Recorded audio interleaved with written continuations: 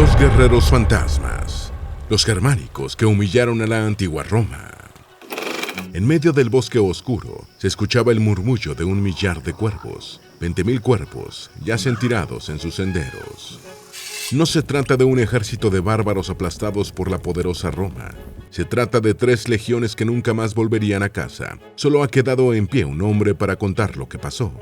El hombre ignora si ha sido afortunado o si está maldito por haber sobrevivido a todos sus compañeros. No obstante, ha conseguido un caballo y se ha marchado a Roma para contar la masacre perpetrada por los guerreros fantasmas.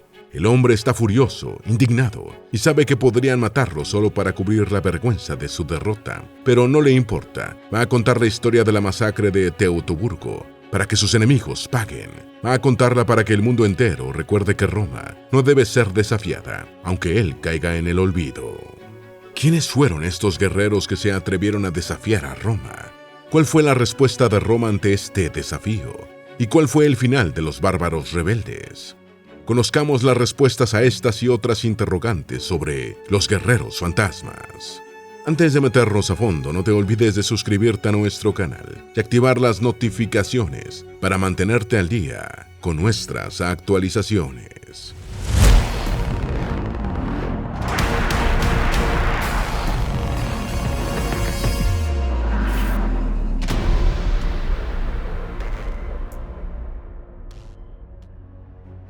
¿Quiénes eran los guerreros fantasmas que atacaban por la noche? Los guerreros fantasmas eran un grupo que se encargaba de misiones de espionaje, sabotaje y asesinato, que estaban presentes en casi todas las tribus germanas. A lo largo de su historia, los guerreros fantasmas se caracterizaron por saber usar a su favor el bosque y tender emboscadas.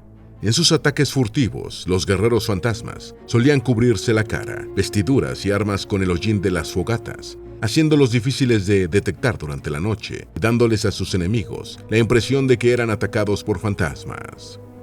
No obstante, los guerreros fantasmas eran ineficientes, llevando ataques bien coordinados en terrenos llanos a la luz del día, ya que solían pelear de manera individual, lo que llevaba a abandonar asiduamente las formaciones, provocando que las unidades colapsaran con facilidad ante el avance de una defensa bien organizada. También solían estar escasos de armaduras, lo que los hacían vulnerables a los brutales ataques de las legiones romanas. Durante la batalla de Teutoburgo, los guerreros fantasmas trabajaron para los queruscos, una tribu germánica que habitaba en las llanuras y bosques del río Weser, cerca de lo que actualmente es Hannover, al noroeste de Alemania. ¿Cómo se inició el conflicto entre los germanos y los romanos? El conflicto entre germanos y romanos se inició cuando Julio César orquestó una serie de campañas militares a mediados del siglo I a.C., con las tribus germánicas que estaban invadiendo el territorio de sus aliados galos. La justificación de estas campañas se debía al temor de que los invasores no se conformasen con el territorio galo, sino que se estuvieran preparando para emigrar al sur, más cerca del territorio romano, algo que estos no podían permitir. Esta sospecha se vio confirmada cuando se enteraron de que varias tribus germanas comenzaron a armarse para la guerra y a expulsar a los habitantes galos del noroeste de la Galia, sin intenciones de quedarse allí. En estas campañas, Julio César aplastaría los intentos de conquista de los suevos, una tribu germana, los helvecios, antepasados de los suizos, y los celtas, capturando a millares de esclavos y dejando millares de cadáveres a su paso.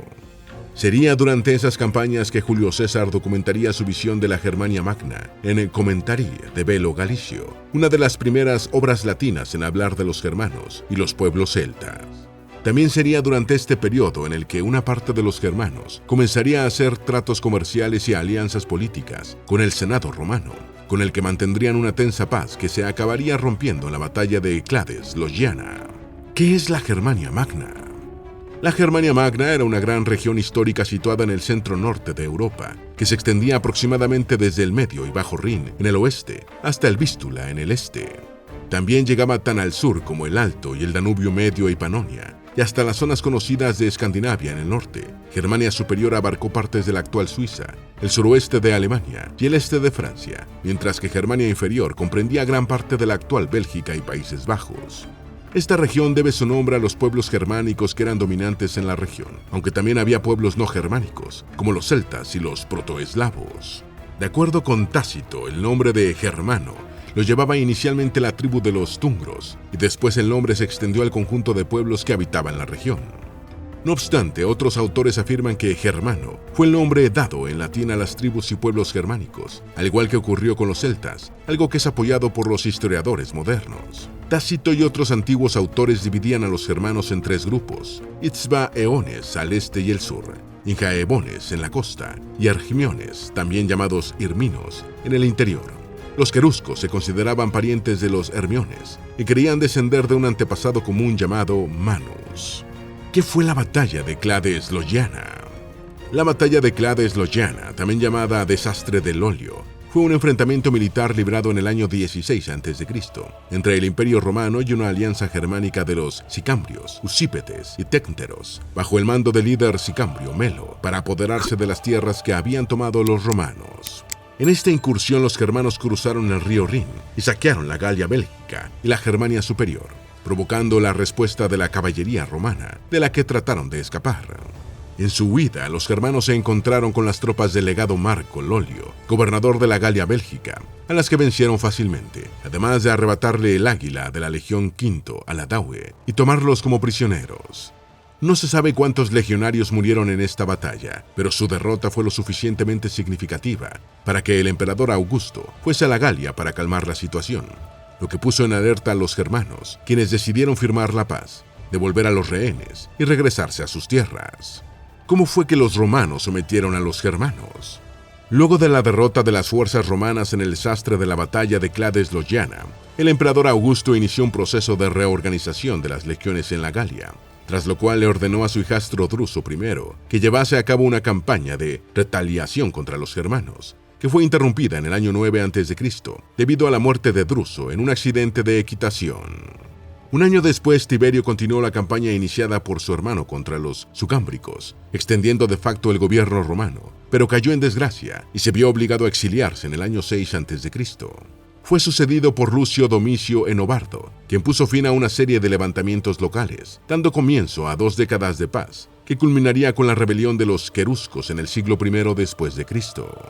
Los guerreros queruscos juraban dar la vida por sus líderes. De acuerdo con Tácito, los queruscos solían elegir a sus líderes en una asamblea conformada por todos los varones libres de la tribu en edad adulta, en la que se evaluaba a los candidatos por su carisma, valentía, éxitos militares y tamaño de su séquito. Una vez aceptado el líder, los guerreros les prestaban un juramento de fidelidad en la que le otorgaban el derecho sobre la vida y la muerte de todos y cada uno de ellos. A cambio, el líder estaba obligado a entregarle armas, caballos y otros bienes a todos los guerreros que les prestaran juramento por su servicio, pudiendo aceptar ocasionalmente a guerreros ajenos a su tribu. Estos séquitos podían variar entre un par de docenas y un centenar de guerreros, y eran reclutados a partir de los 15 o 16 años, llegando a servir hasta su vejez o muerte. En tiempos de paz, estos séquitos se dedicaban a cazar y celebrar banquetes, mientras que en tiempos de guerra podían llegar a ser uno de los ejércitos más despiadados de la antigüedad. Los queruscos castigaban la cobardía con la muerte. Entre los guerreros queruscos era importante demostrar valentía. Era por eso que el líder debía combatir al frente de los suyos, con el riesgo de morir en la contienda. Para un líder era preferible perecer en el campo de batalla que huir, ya que esa muerte sería considerada como honorable. Jamás podía retirarse del combate abandonando a la mayor parte de sus tropas, ya que eso era una vergüenza y acarreaba consecuencias fatales. Los queruscos y los germanos en general creían que tras la muerte iban a renacer, por lo que no les aterraba tanto como a otros pueblos la idea de morir. Si un hombre huía de un campo de batalla, se le capturaba y se le ahogaba en un pantano. ¿Cómo lucían los guerreros queruscos? De acuerdo con Tácito, los guerreros queruscos tenían los ojos azules y llevaban el cabello rubio recogido en forma de nudos. Según otros autores, solían llevar sayos, es decir, túnicas de manga larga y de lana, pantalones largos y algún tipo de calzado de cuero. También hay constancia de que los más ricos incluso podían tener ropa interior para protegerse mejor del frío de aquella región durante el invierno. Los guerreros queruscos danzaban antes de ir a la batalla.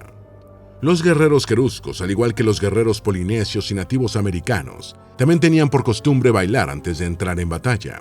Según Tácito, este baile se llamaba tripudium, es decir, una danza de los 3 pasos.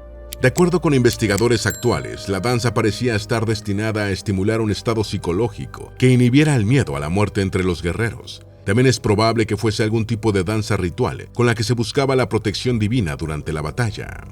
¿Cuáles eran las principales armas de los germanos? Las tribus germanas solían por lo general emplear varios tipos de armas, entre ellas lanzas y jabalinas.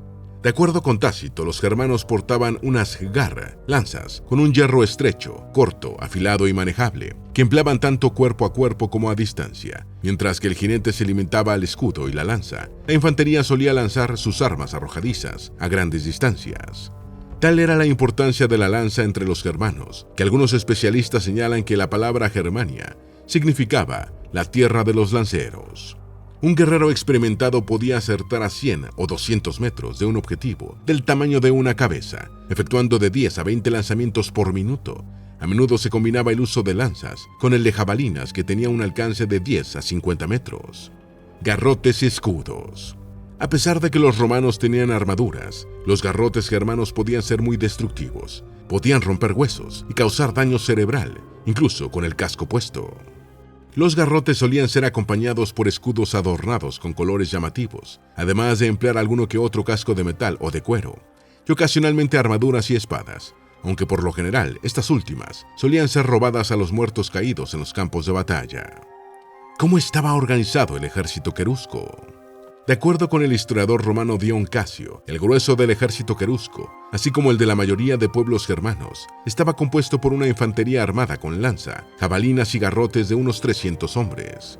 Según Tácito, la formación más usada por ellos era la cuña, cuneum, es decir, un triángulo más o menos equilátero, en cuyo vértice y lados adyacentes avanzaban los hombres de más empuje en la armada.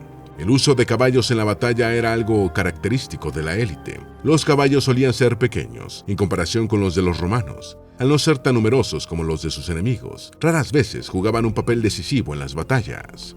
¿En qué consistió la romanización de los germanos? Cayo Julio César Augusto, también conocido como Octaviano u Octavio, nació el 23 de septiembre del año 63 a.C., en el seno de una pudiente familia romana. Sus padres eran el pretor Cayo Octavio y Asia, la hermana menor de Julio César.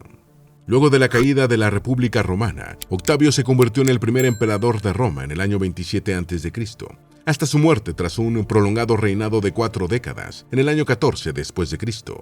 Durante el reinado de Augusto, los queruscos fueron una de las tribus aliadas de Roma que enviaron a los hijos de sus jefes para recibir educación romana y servir en el ejército romano como auxiliares. La razón de que los líderes queruscos y otras tribus germanas entregaran a sus hijos a la tutela de Roma formaba parte de un plan de pacificación elaborado durante la era republicana, en el que los líderes de los pueblos bárbaros entregaban a sus hijos para mantener la paz con Roma, lo que los hacía básicamente rehenes, que serían sacrificados en caso de rebelión. Adicionalmente, la toma de los hijos de los príncipes bárbaros como rehenes también tenía como objetivo aculturizarlos para que aceptaran los valores y creencias romanas, propagándolas en sus pueblos cuando les tocase asumir posiciones de liderazgo. ¿Quién era Publio Quintilio Varo? Publio Quintilio Varo fue un militar romano nacido en el año 46 a.C.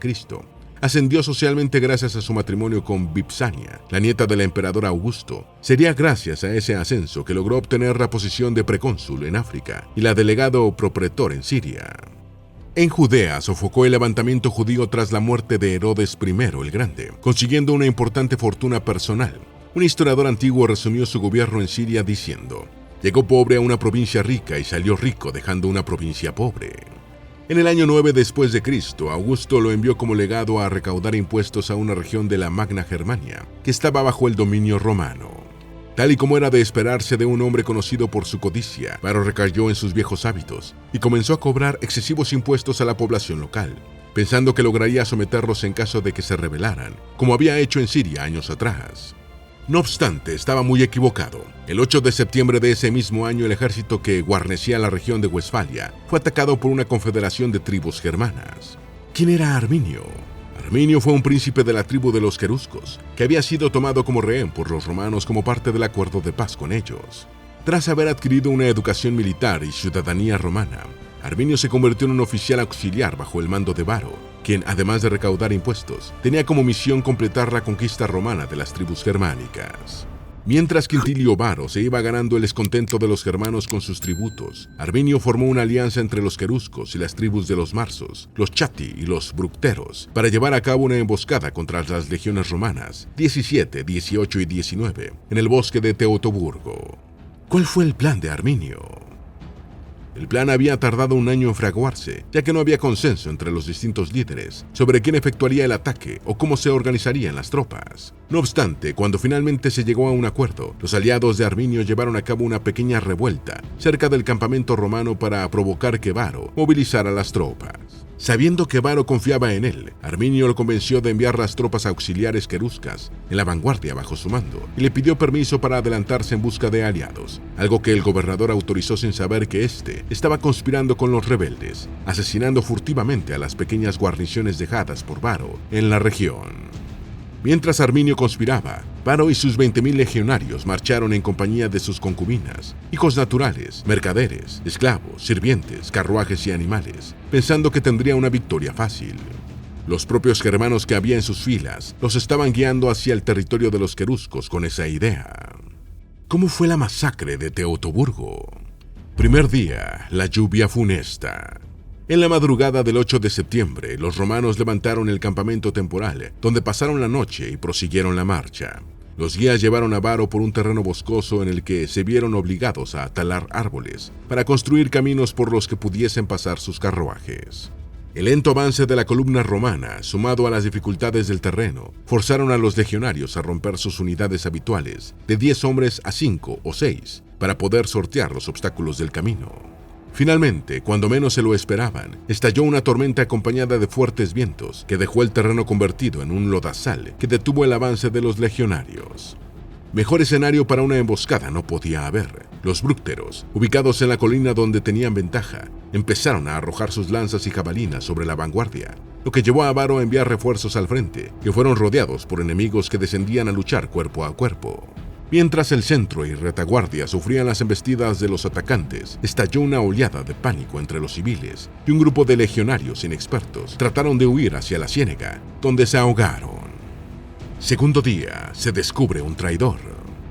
Luego de que los romanos escaparan de la masacre del primer día, un grupo de queruscos al mando de Arminio interceptó a un grupo de exploradores romanos, que fueron torturados hasta confesar dónde y cómo estaban las fuerzas de Varo. El príncipe querusco envió mensajeros a sus aliados, animándoles a masacrar a las guarniciones romanas en sus territorios, mientras les ordenaba a sus tropas a continuar sus ataques en el lugar de la emboscada. Cuando llegó el atardecer, Varo entendió que había sido traicionado. Arminio y sus exploradores germanos lo habían abandonado, dejándolo en una posición peligrosa. Sin guías en un terreno difícil, no podía avanzar ni retroceder, sin correr el riesgo de caer en una emboscada o tener un accidente. No obstante, tenía que hacer algo para salir de la encerrona. Esa noche se reunió con los altos mandos, donde se decidió seguir el sendero del bosque hacia el oeste. Se embaló lo que se pudo en las mulas y se abandonaron algunos carromatos. Los equipos para la construcción de un nuevo campamento fueron distribuidos entre las unidades. La artillería se abandonó, pero sus ballestas fueron distribuidas entre los legionarios, probablemente debido a que estaban escasos de pilum, un tipo de lanza de 2 metros, y se entregaron armas a los civiles para que pudieran defenderse en caso de un ataque. Tercer día, fragmentación. Poco antes de la madrugada del 10 de septiembre, los centuriones, viéndose perseguidos por sus enemigos, los guerreros fantasmas, acabaron por desorganizarse y fragmentarse hasta dividirse en 3 cuerpos semiautónomos. La vanguardia intentaba abrir el sendero a pesar de los continuos asaltos. El cuerpo principal intentaba seguirle el paso, y la retaguardia hacía lo que podía para no quedarse atrás. Los heridos y parte de los médicos fueron dejados atrás, ya que debían ser sacrificados para que el resto pudiera moverse más rápido y sobrevivir. Autores como Magnali cree que en algún momento de la batalla, Arminio y sus queruscos finalmente llegaron al campamento y masacraron a los heridos. El gobernador envió nuevamente exploradores para buscar un lugar fácil de defender, con drenaje natural y conectado a los senderos, la colina de Felsenfeld, y una vez se eligió, ordenó empezar a formar un campamento con los carromatos restantes y empalizadas bien construidas. Mientras los legionarios trabajaban, la caballería vigilaba los accesos. Finalmente, el primer grupo acabó cayendo en una encerrona tendida por los germanos entre los árboles. Entretanto, el segundo cuerpo romano fue atacado por los queruscos y la caballería germana, cuando ya estaba lejos del campamento, sumergido en el bosque de las colinas de Osterkaplen y sin posibilidad de ser auxiliado por sus compañeros en vanguardia. El final de Varo y la última resistencia. Los altos oficiales romanos estaban rodeados. Sabían que iban a morir de una forma brutal si eran capturados por sus enemigos, por lo que eligieron irse de este mundo en sus propios términos. En algún momento de la contienda, Varo hizo lo mismo, tal y como habían hecho su padre y su abuelo, tras perder una batalla en las guerras civiles de finales de la República Romana. No hay claridad sobre los eventos finales. Peleio Patérculo dice que los legionarios quedaron al mando de dos legados supervivientes, llamados Lucio Egio y Sejonio. El primero negoció una capitulación, pero él y sus seguidores fueron torturados y ejecutados, mientras que el segundo murió defendiendo un campamento. Magnali cree que probablemente eran praefecti castrorum de las legiones 17 y 18, respectivamente. El grupo de Sejonio regresó al campamento. Es posible que varios de los supervivientes, la mayoría heridos, intentara parapetarse o negociar, pero finalmente fueron exterminados. Entretanto, las tropas de Egio estaban luchando contra los germanos como podían. Fue entonces cuando empezaron a llegar algunos sobrevivientes del grupo de Sejonio, avisándoles de la suerte de sus compañeros, y Egio comprendió que la encerrona era una distracción para permitir la matanza del segundo grupo. Egio ordenó detener el asalto y atravesar el cuello de botella a toda velocidad bajo una lluvia de rocas, jabalinas y otros proyectiles de la empalizada. Fueron diezmados y pronto sufrieron nuevos ataques en el sendero por parte de las fuerzas de Arminio. Finalmente, la columna se fragmentó en pequeños destacamentos que fueron rodeados y masacrados. Cuarto día, ejecuciones. A la gran mayoría de los legionarios y civiles capturados que sobrevivieron al tercer día, los sacrificaron en altares construidos en el bosque, donde les sacaron los ojos, les cortaron las manos y la lengua, y les cosieron la boca al cuarto día de la batalla o en los días subsiguientes. Solo sobrevivieron algunos que huyeron y un pequeño contingente que fue esclavizado por los Chatti. Arminio envió la cabeza cortada de Varo a Maroboduo, rey de los marcomanos, el otro gobernante germánico más poderoso, con la oferta de una alianza antirromana. Maroboduo se negó, envió la cabeza a Roma para su entierro y permaneció neutral durante toda la guerra subsiguiente. Solo después estalló una breve e inconclusa guerra entre los dos líderes germánicos. De acuerdo con hallazgos arqueológicos del 2003, se han encontrado 17.000 esqueletos, de los que unos 16.000 eran legionarios o auxiliares según el equipamiento que llevaban puesto. El historiador británico Adrian Goldsworthy cree que el número de bajas debió estar entre los 15.000 y 20.000 romanos y auxiliares muertos. No hay datos sobre las bajas germanas, aunque otros autores, como Wells, creen que debieron ser unos pocos cientos. Luego de la derrota de Teutoburgo, las fuentes romanas registraron este evento como Clades Variana, desastre de Varo, convirtiendo al general en el chivo expiatorio de la muerte de las 3 legiones, acusándolo de negligente, aunque este no fue tan incompetente como se piensa, ya que hubo muchos factores que jugaron en su contra, como la falta de información sobre los germanos para detener la conspiración, el desconocimiento del terreno y el clima. ¿Cuál fue la respuesta de Roma? Tal y como era de esperarse, la noticia de la derrota que trajo él o los sobrevivientes de la batalla de Teutoburgo no fue tomada bien por el emperador Augusto, quien según Suetonio se dio cabezazos contra las paredes, diciendo repetidas veces: «Quintilio Varo, devuélveme mis legiones». En el año 14 después de Cristo, justo después de la muerte de Augusto y de la ascensión al trono de su hijastro Tiberio, este le ordenó a su sobrino Germánico que llevara a cabo la reconquista de Germania Magna.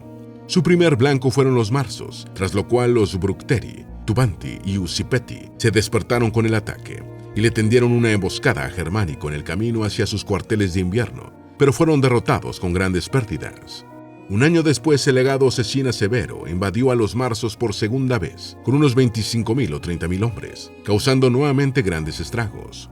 Mientras tanto, las tropas de Germánico construyeron un fuerte en el monte Taunus, desde donde marchó con unos 30.000 o 35.000 hombres, contra los catos, quienes huyeron a través de un río y se dispersaron en los bosques. Germánico marchó después sobre Matium, Caput Gentis, ciudad capital, y la quemó hasta los cimientos. Después de las exitosas escaramuzas iniciales en el verano del año 15 después de Cristo, incluida la captura de la esposa de Arminio, Tusnelda, el ejército visitó el lugar de la primera batalla, donde encontraron montones de huesos blanqueados y cráneos cortados, clavados en árboles que enterraron, considerando a todos como parientes y de su misma sangre. ¿Cómo fue la revancha de Germánico? En un lugar que Tácito llama los Pontes Longi, calzadas largas, en tierras bajas pantanosas en algún lugar cerca de Lems, las tropas de Arminio le tendieron una emboscada a la caballería de Germánico, pero la infantería romana los detuvo. La lucha duró 2 días, sin que ninguno de los dos bandos lograra una victoria decisiva, hasta que finalmente las fuerzas de Germánico se retiraron y regresaron al Rin. Bajo el mando de Germánico, los romanos marcharon a Germania Magna con otro ejército, junto con auxiliares germánicos aliados, en el año 16 después de Cristo. Luego de esto, sufrió varias emboscadas de Arminio y lo confrontó en Distapiso, en la batalla del río Weser, causándole grandes bajas a los ejércitos germánicos. Posteriormente se libró una batalla final en el muro de Agribario, al oeste de la moderna Hannover, donde derrotó nuevamente a los germanos, a los que obligó a huir más allá del Elba. Posteriormente, Germánico le ordenó a Cayo Silio que marchara contra los Chatti con una fuerza mixta de 3.000 jinetes y asolara su territorio, mientras que Germánico, con un ejército más grande, invadió a los marsos por tercera vez y devastó su tierra, sin encontrar resistencia. Con sus principales objetivos alcanzados y acercándose el invierno, Germánico ordenó a su ejército que regresara a sus campamentos de invierno, con la flota sufriendo algunos daños a causa de una tormenta en el Mar del Norte. Después de unas cuantas incursiones más a través del Rin, dieron como resultado la recuperación de 2 de las águilas de las 3 legiones perdidas en el año 9 después de Cristo. Posteriormente, Tiberio ordenó a las fuerzas romanas que se retiraran a través del Rin. Luego Germánico regresó a Roma, donde el emperador le asignó un nuevo mando, tras reconocerle sus victorias en el campo de batalla. ¿Cuál fue el final del conflicto? Arminio siguió luchando contra los romanos, pero el conflicto quedó en un punto muerto en el año 21 después de Cristo. Luego de que fuera envenenado, o bien por sus compatriotas germanos quienes temían que se convirtiera en un tirano, o bien por su suegro, quien estaba aliado con Roma. Se ignora lo que pasó con su esposa. Finalmente, en el año 50 después de Cristo, el general romano Publio Pomponio II y una fuerza legionaria apoyada por la caballería reclutaron auxiliares de los Vangiones y Nemetes para detener a una invasión de los Chatti hacia una zona controlada por los romanos, situada en el Ges, al este del Rin. Tras derrotar a los Chatti, los romanos fueron a su campamento donde encontraron varios prisioneros romanos, incluidos algunos de los legionarios de Varo, que habían estado retenidos durante 41 años. La batalla de Teutoburgo entre las legiones romanas y los guerreros fantasmas germanos podría no ser la batalla más sangrienta de Roma, ni la que haya empleado las estrategias de guerra más brillantes. No obstante, pasó a la historia por ser la batalla que puso frente al expansionismo del Imperio Romano en territorio germano. También fue la segunda gran alianza entre pueblos germanos contra un enemigo común y se convirtió en el símbolo del nacionalismo alemán en el siglo XIX. Esperamos que este video te haya sido útil. Si tienes algo que agregar, por favor, compártelo con nosotros en la sección de comentarios. Dale me gusta a este video y envíale el enlace a tus familiares y a tus mejores amigos para que también sepan más de los guerreros fantasmas que humillaron a la antigua Roma. Si eres nuevo en nuestro canal, no olvides suscribirte. No se te olvide seguirnos en todas nuestras redes sociales, que van a estar aquí abajo en la descripción. Recuerda, un pueblo que no conoce su historia está condenado a repetirla.